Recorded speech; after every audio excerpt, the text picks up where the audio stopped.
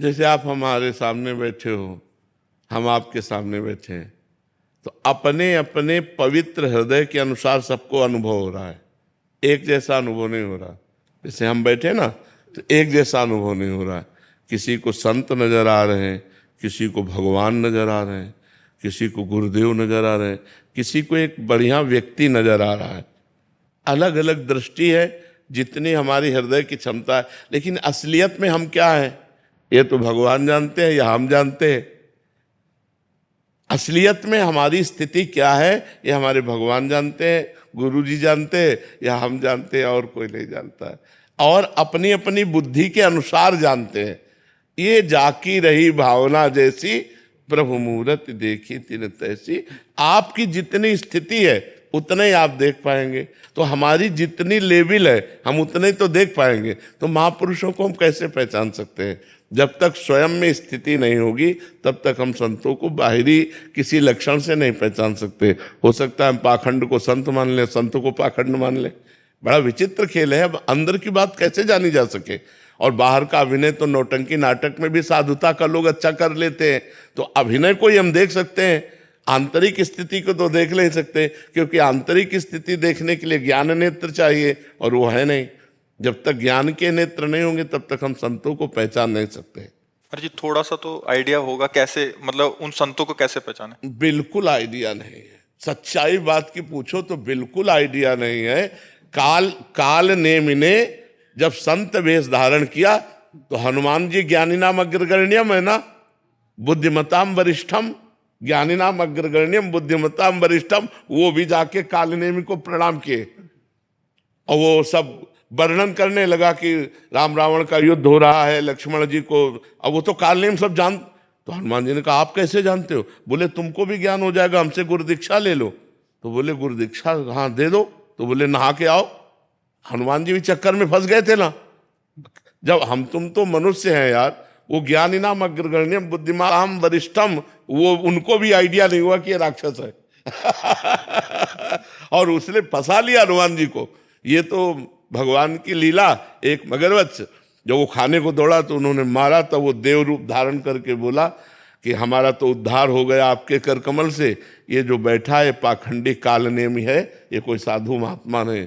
तब हनुमान जी ने कहा अच्छा तो हिसाब किताब अभी हम कर देते हैं जा करके। फिर उसका उद्धार कर दिया।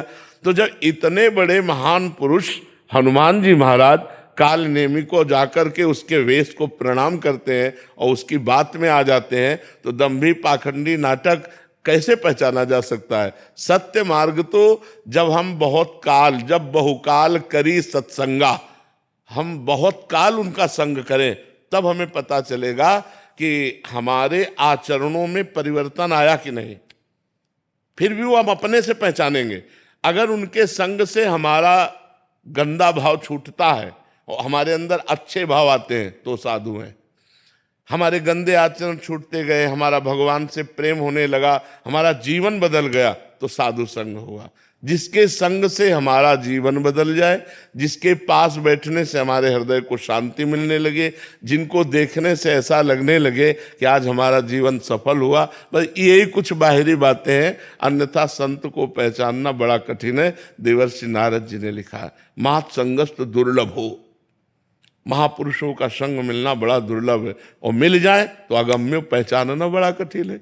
क्योंकि बाहरी वेशभूषा ये सब नाटक में भी की जाती है, साधुता की स्थिति की पहचान होती है। वैसे वास्तविक भगवान ने साधुता की पहचान 15वें अध्याय में श्लोक में जो निर्माण अमोहा जित संग दोषा अध्यात्म नित्या विनिवृत्त कामा द्वंद्वैर विमुक्ता सुख दुख संगई, ये लक्षण पाने चाहिए। मान रहित हो, मोह रहित हो, किसी भी भोग का उसके अंदर आकर्षण न हो, निरंतर आत्मस्वरूप में स्थित हो, कोई कामना न हो, सुख दुख मान अपमान निंदा स्थिति में समान हो, ऐसा महापुरुष परम पद का अधिकारी होता है। पर अब ये सब बाहरी बातें हम देख सकते हैं, आंतरिक बातें देखने के लिए ज्ञान नेत्र चाहिए। इसीलिए कहा तो महापुरुषों को बिल्कुल आइडिया नहीं लग सकता कि कौन सही है कौन गलत है, वो भगवान ही जानते हैं। पर स्वामी जी आपकी वाणी से बदलाव आता है तो निश्चय हमको अनुभव होता है कि सच्चे संत का क्या है, अपने आप ही बदलाव आने लगता है। अब हम सच्चे हैं कि कच्चे हैं ये हम तो नहीं कहते, लेकिन भगवान के हैं ये पक्के हैं। भगवान के सिवा हमारा कोई नहीं, ये हम कच्चे हैं कि पक्के हैं तो भगवान जाने, लेकिन भगवान हमारे पक्के हैं ये इसमें कोई संशय नहीं। भगवान के सिवा हमारा कोई नहीं, उन्हीं के सहारे हैं। पूरा बचपन से अभी तक जीवन चला है, अब आगे जितने क्षण जीना है उन्हीं के सहारे जीना है। उन्हें वही है हमारे, हम बचपन से जिसकी खोज में चले थे हम बस उसी में रहना चाहते हैं, अन्य नहीं। और जितने जुड़े हैं तो केवल भजन, जो हम समाज सेवा कर पावे नहीं, केवल भजन। भजन में लगो, भजन ही सबका कल्याण करेगा, अपना भी और दूसरे का भी।